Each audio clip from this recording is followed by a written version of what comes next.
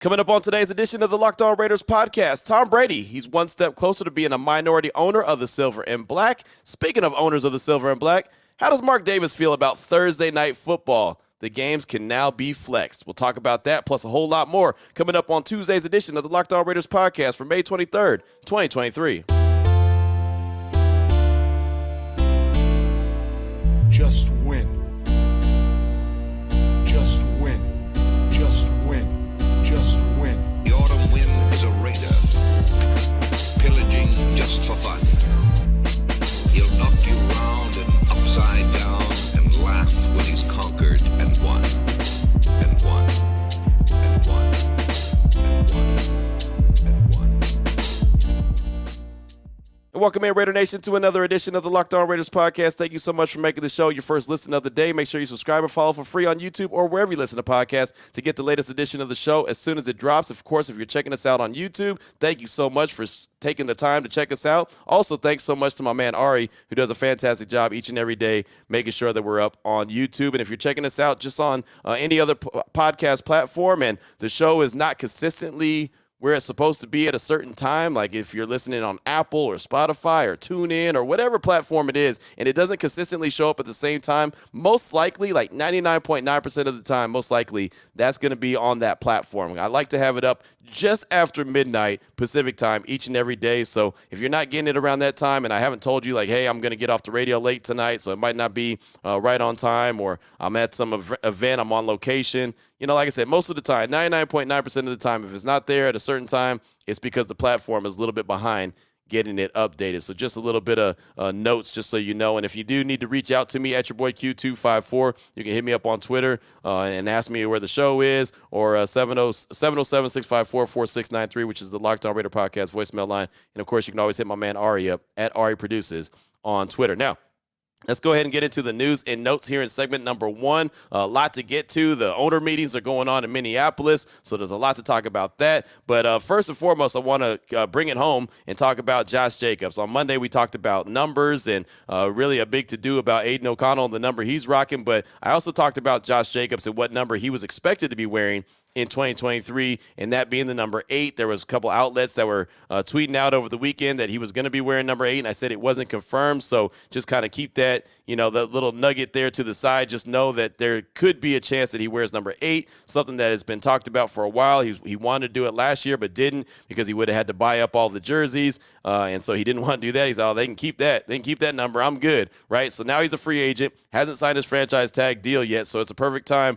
for him to go ahead and change his number to number 8. He's got that opportunity, and well, he confirmed it on Twitter. He confirmed it on Instagram on Monday that yes, in fact, he would be wearing the number 8 in 2023. Tweeted out a picture of him and his Raiders jersey with the number 8. Then there was a picture floating around of him in the Alabama jersey when he was back at school at number 8. That was his number there as a member of the Crimson Tide. So there you go. Josh Jacobs will be rocking the number 8 in 2023, again, confirmed by him. So that's a pretty good source to understand that, yeah, he, in fact, will be wearing number 8. Now, I had a couple people hit me up and say, does that mean that he's getting closer to a contract extension getting done with the Raiders? And I don't have any idea on that, right? Of course, the Raiders are going through OTAs right now. He's not there. He has not signed his contract yet. He cannot be in attendance until he does sign a contract. Nobody that's not under contract can be there at OTAs. They can't be there at mandatory minicamp. They can't be there during training camp. They have to have a contract. And right now, Josh Jacobs has not signed it. So on Thursday, when we're at the Intermountain Healthcare Performance Center, we'll be talking to head coach Josh McDaniels around 9 o'clock in the morning Pacific time.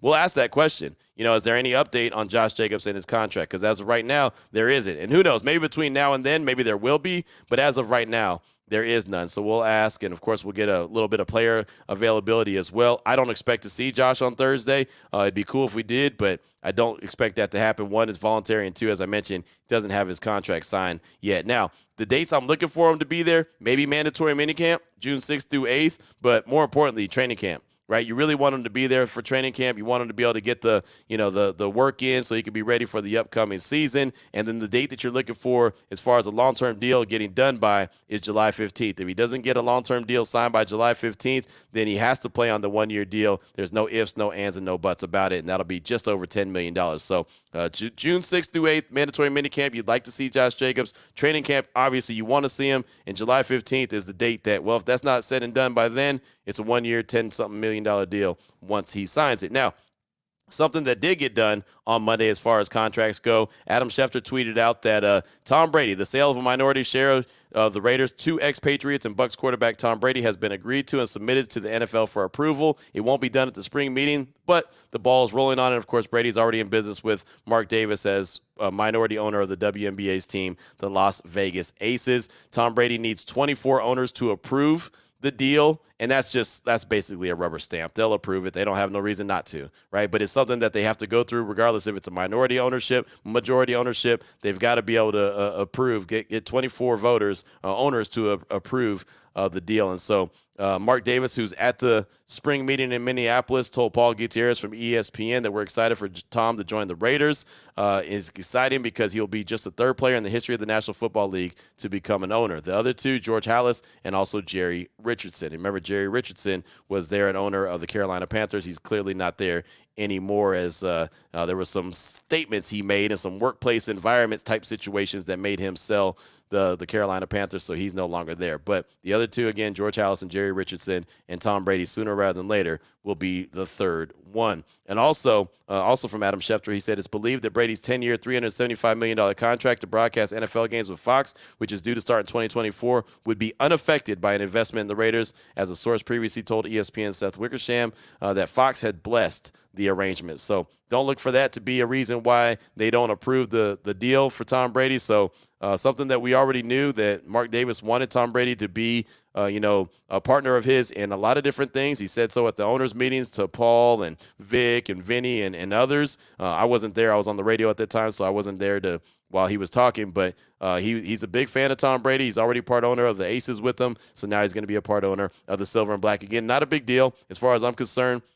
It's not like he's part of, player personnel decisions, or he's not part of any of that. It's just a minority stake. And, of course, Tom Brady has a big name. He's a winner, and it's a guy that Mark Davis is a big fan of. So he's going to be a part owner sooner rather than later. A couple other little nuggets that came out of the owners' meetings from Monday. The third quarterback is being allowed to dress now. The emergency quarterback, I should say. An hour and a half before kickoff, you got to turn in a 45-player list, actives and inactives, who's not going to play, who is going to play.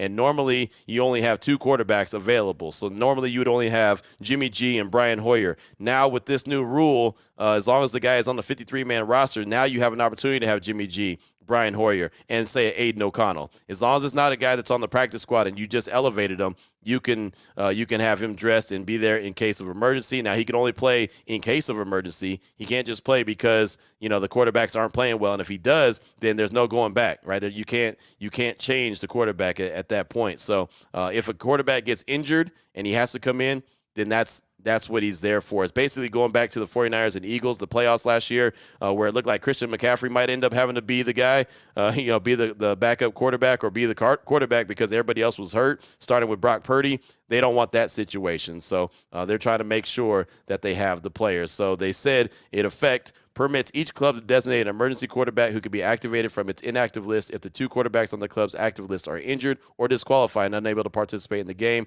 And then the reason they call integrity of the game. So there's that will be allowed. So you'll probably see Jimmy G, I almost said Brock Purdy, Brian Hoyer, and Aiden O'Connell on game days.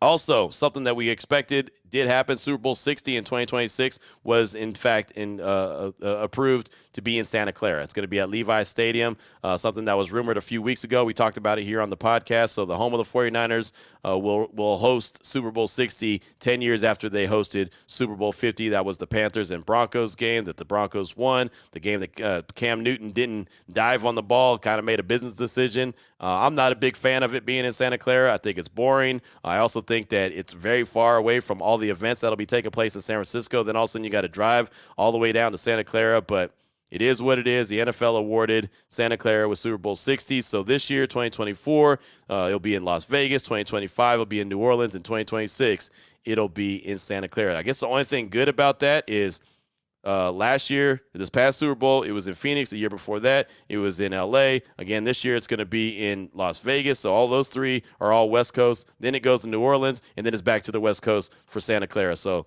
4 out of 5 are drivable. So I'm good with that. One more nugget I have for you for segment number one, today's news and notes of the day before we get into Thursday night football games now allowed to be flexed. Fair kicks. There's a chance that a kickoff could happen. A guy could fair catch it, say on the 3 or 4 yard line, and get awarded the 25 yard line. I can't stand that. It's very high schoolish. It's very college-ish, and I don't think there's any place for it in the NFL. Tom Pelissero at the NFL Network tweeted out that a potential vote to put the ball on the 25-yard line following a fair catch on a kickoff is expected to be pushed back to Tuesday, which is obviously today. Special teams coordinators unanimously oppose the change, but the competition committee has been in favor. Again, I cannot stand it. Most likely it's probably going to get approved. I just think it's the dumbest thing. If your kicker is skilled enough to kick it to a position where you catch it and you have to run with the ball, then that's what you have to do. That's part of being a kick returner. That's part of being a punt returner. Now you're awarding the 25-yard line.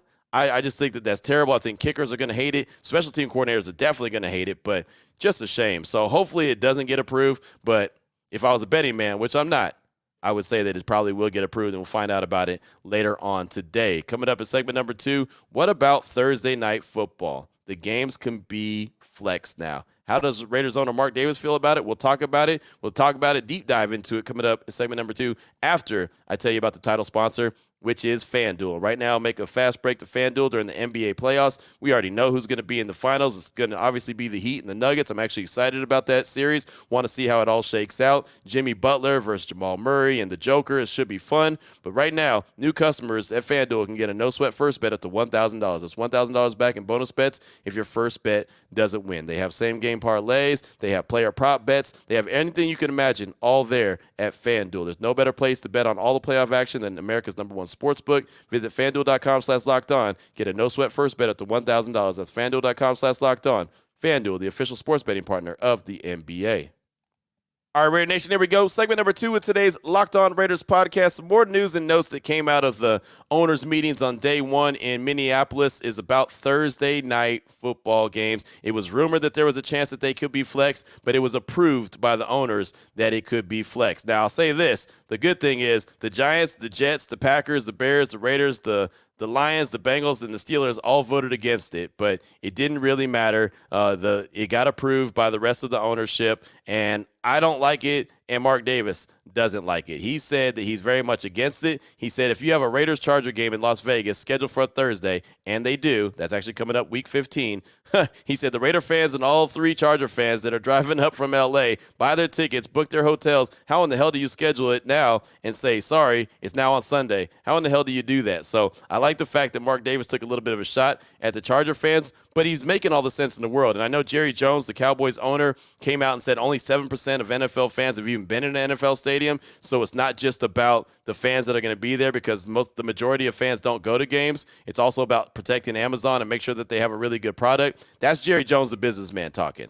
Mark Davis, the owner, and a guy thinking about the fans, that's being real. Think about it. If you go and you make plans, say the schedule's out right now, so you're making plans, you're going to be at Allegiant Stadium week 15 as the Raiders host the Chargers. Then all of a sudden, 28 days out, the NFL says, yeah, we're going to flex that game. We're going to move it to Sunday at 1 o'clock. Then what do? Right? I mean, it's a bad look. First of all, it's a bad look for the NFL when they do that to the fans. It's also terrible when these teams have been planning for a very long time. They got their schedules together. They figure out, okay, this is how we're going to prepare for this game. This is how we're going to plan for this game. This is how many days off we have before this game. All right, this is our schedule. This is what our Monday looks like, Tuesday looks like, leading up to that Thursday game. Now all of a sudden, 28 days out, you're like, yeah, I know you guys had it all planned out how you were going to do it, but now you're going to fix it to Sunday. The NFL should never, ever come out and say that they care about players' safety. Because they, again, switching things up, switching a guy's routine up is going to mess them up. They should never come out and say that they care about what the fans think, because they don't. Because again, fans invest money. Maybe you're a fan of, I don't know, the Cowboys or the Seahawks, and you want to go to Week 13, Seahawks at the Cowboys. That's a game that's flexible. What if the NFL 28 days out after you've bought your tickets to the game, you're already staying in Arlington, you got your flights, you got this, that, and the other, and all of a sudden they fix it and say, all right, you know what? They're going to flex this thing till Sunday. Then you're really in a bad position, right? How do you switch things up 28 days out? Anyone who's ever had to buy a flight and then change their plans or maybe even cancel their plans realizes that it's not as easy as just saying, okay, hey, I'm not going to go there. Let me go now. A lot of times it's not that easy to do that. So the NFL, I don't like it. I'm not too sure what the main reason was outside of money and as Jerry Jones said, trying to protect Amazon. I'm just not a big fan of it. Now, I will tell you that the owners approved a modified proposal. So it's not like every single Thursday night game could be flexed. Now it's only applied to weeks 13 through 17 and a maximum of 2 flexes per season, and 28 days notice is required. So it's a higher bar, that's from Tom Pelissero on Twitter, than what it was at first. At first it was just like, hey, flex them all. If they're not very good, just flex them, right? And so that's not – at least they have a little bit of a window, weeks 13 through 17. So that could affect, as I mentioned, the Seahawks at Cowboys. That's week 13. Week 14 is the Patriots at Steelers. Week 15 is the Chargers at Raiders. Week 16 is the Saints at Rams. And week 17 is the Jets at Browns. So the only game that can be affected as far as the silver and black is concerned is week 15. And again, that's what Mark Davis was talking about when he said that, if you're driving up from LA to go to Vegas, then all of a sudden, it gets flexed to Sunday. Then what do? You got your hotel rooms. You've already got your tickets, this, that, and the other. And now you've all of a sudden got to change your plans, basically a little bit less than a month out. So it's not something, like I said, I'm a big fan of. I'm not a big fan of the Thursday night games anyway. To be honest, I think that the Thursday night games should be left alone when it comes to Thanksgiving Day, and that's it. But obviously with Amazon dishing out the big-time money that they've dished out, the Thursday night games are going nowhere. So when the NFL tells you that they care about player safety, when they tell you about the fan engagement and how much that means to them, just know what fan engagement they're talking about is the almighty dollar. Right. And as Jerry Jones said, 7% of the fans actually go to games anyway. So it's protecting their partner, Amazon, the streaming rights, because we've come used to so many Thursday night games not being very good because all of a sudden you get teams that aren't good. So I get it in theory why they'd want to do it, but it's just one of those situations that changing the players' routines, changing coaches' routines, something Josh McDaniels talked about in Phoenix at the owners' meetings that he definitely wasn't a fan of it. They get ready to, set up their game plans on how they're going to attack things, and now they got to change it because all of a sudden, kind of at the last minute, it's been flexed to a Sunday or whatever the case, and probably an early game at that. So that's the latest and the greatest when it comes to Thursday night football games. But I thought it was cool that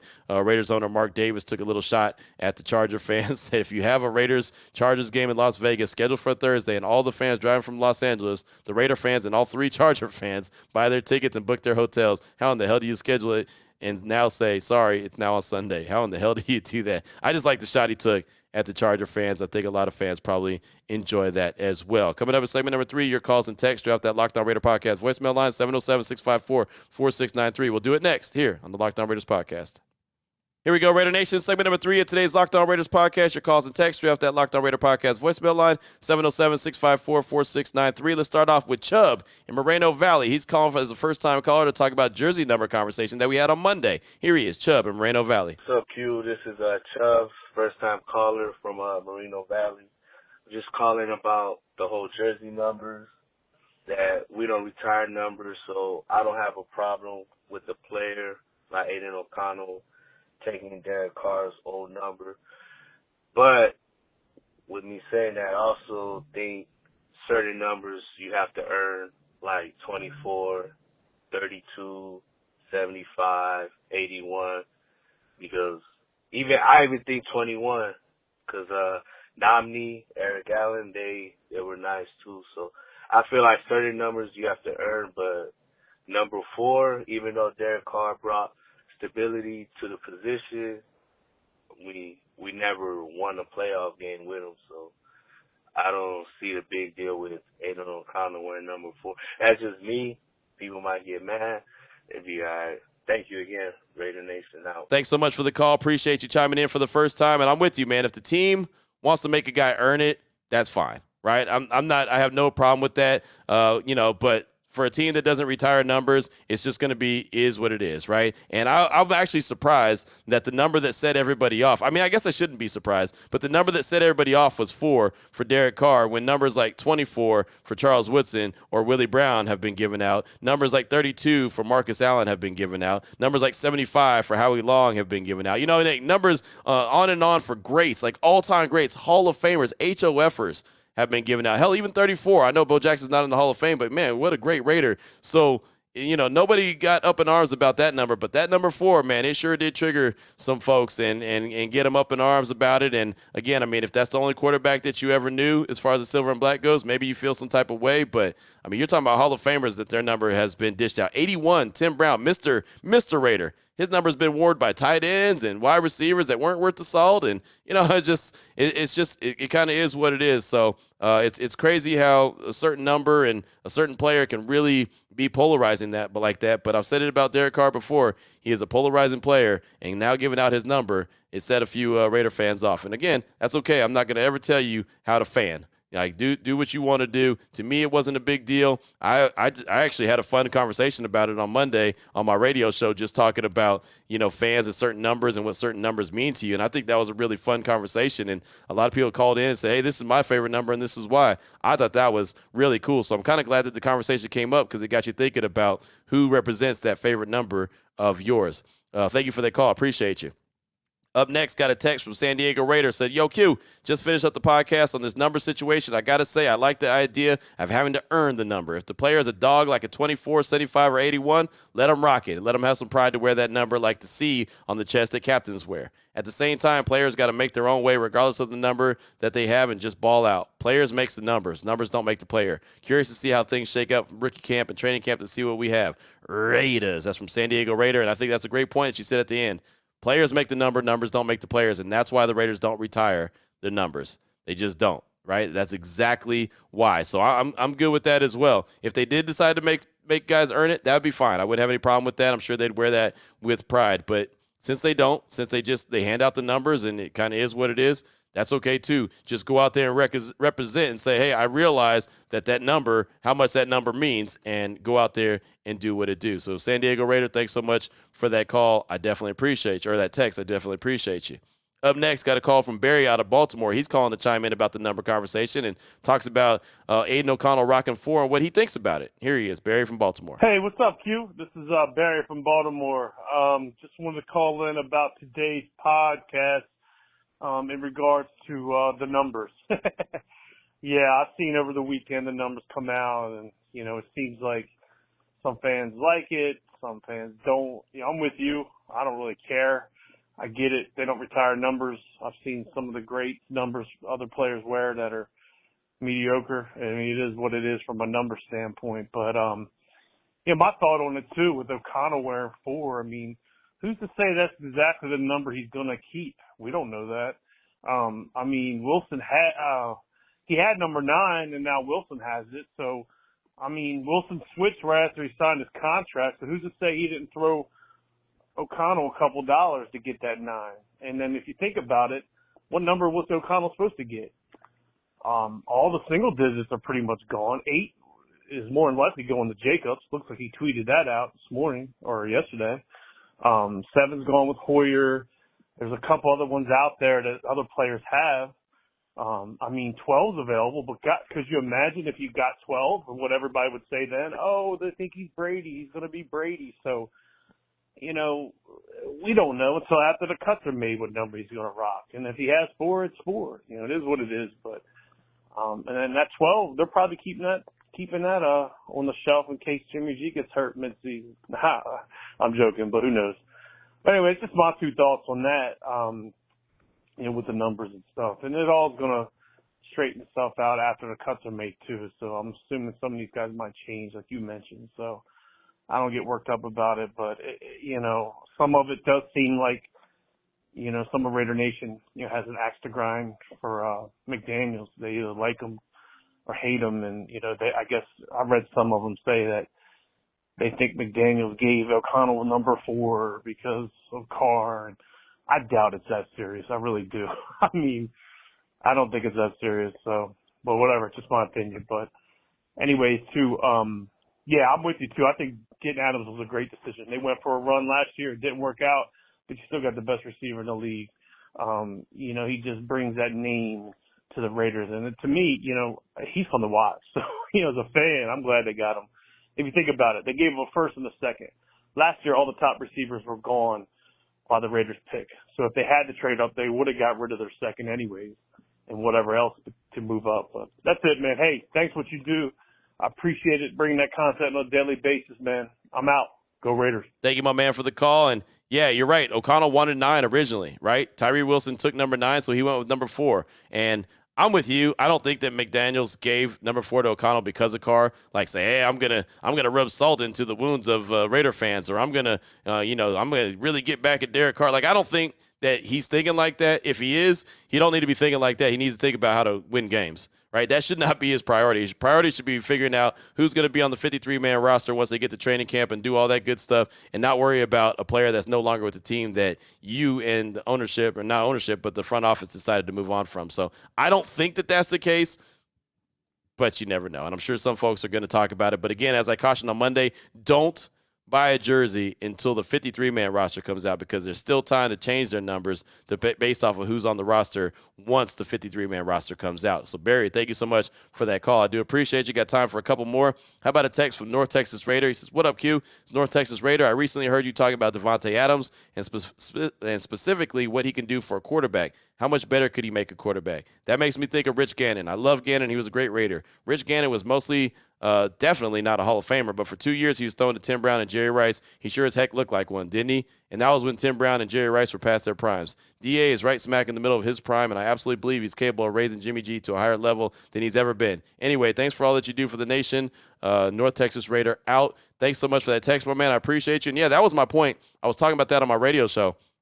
That's my point. Jimmy G's never played with a quarterback as good as or a wide receiver as good as Devonte Adams.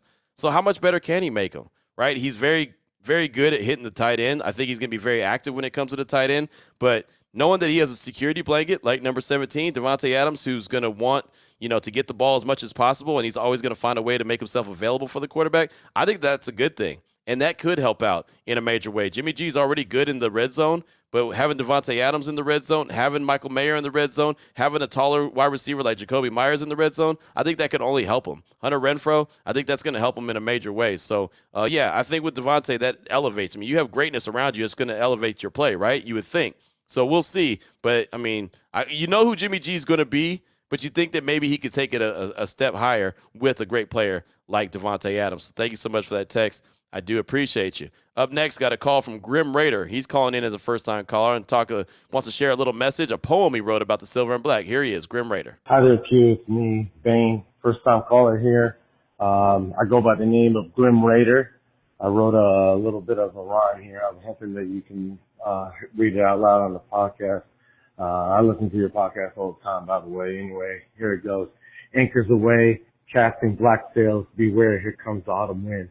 You've heard of them, the men in black, the legend lords and tales. Rough, rugged, eye patch, silver hat, sword, and shield. Knocking them around and upside down, just win, baby, more to come, three's been sealed.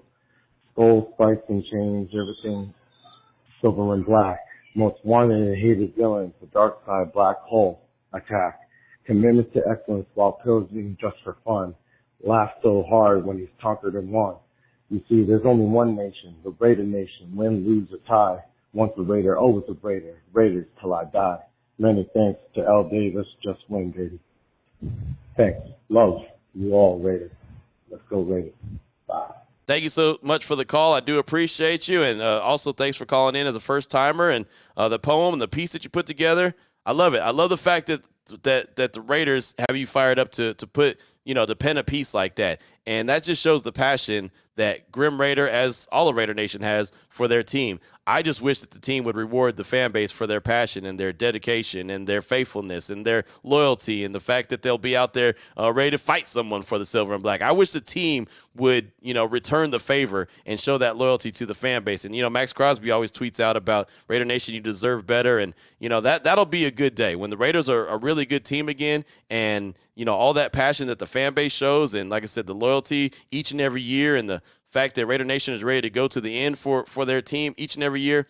I'll be so happy and glad when the team returns that favor to the fan base, and the fan base could get pumped up and excited about that. But good stuff, man. They inspired you to put pen to paper, so that was really cool. Thanks so much for that call. I do appreciate you. Let's close out with a text from Southern Indiana Raider. It says, hey, Q.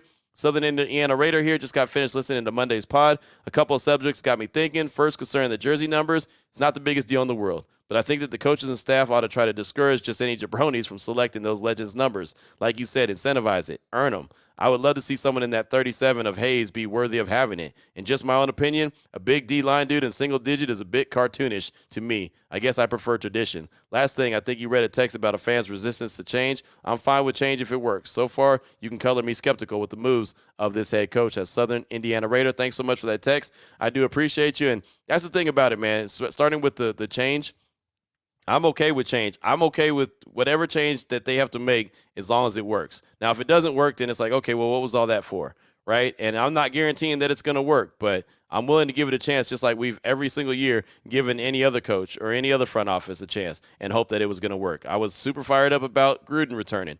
Some people weren't. I thought, okay, cool. He's going to get the Raiders back to being the Raiders because he knows who the Raiders are. Obviously, it didn't work out. It was trending, I think, in the right direction. We all know how it got derailed multiple different ways. But, if this works, fantastic. I'm not opposed to it. If you try to do something the same way over and over and over and over again and it doesn't work and you keep doing it, that's the definition of insanity. So at least to their credit, this new front office and head coach, they're trying to do things different ways.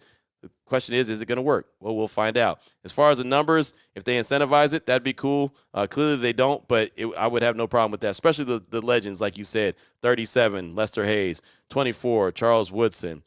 Great numbers, 81, Tim Brown, 75, Howie Long. The list goes on and on. Marcus Allen, number 32. Had a lot of people calling in about 32 on Monday's radio show. So, yeah, I could totally see it. Doesn't look like it's going to happen, but I could totally see it, and I think it would make, maybe make a little bit sense of pride in the players that actually have that number. Because, again, I always look at it and say, well, it's a lot of pressure to rock that number. Like Jonathan Abram, when he put that 24 on, I said, man, I hope he's ready to live up to that billing of number 24. And sometimes I think it might make the player try too hard. I think Jonathan Abram tried to be too much of an alpha dog while he was wearing that number 24, knowing the history that was behind it with Willie Brown and also Charles Woodson. But we'll see what happens. Training camp is well around the corner. Of course, OTAs and mandatory minicamp we got to hit first, and then we'll see what happens in training camp and preseason, and then, of course, the regular season. So, Southern Indiana Raider, thanks so much for that text. I do appreciate you. Appreciate all the feedback that we received today on the Locked On Raider podcast. Voicemail line at 707-654-4693. We'll have more calls and texts coming up tomorrow, more news and notes, more notes about what's happening in Minneapolis and the owners' meetings,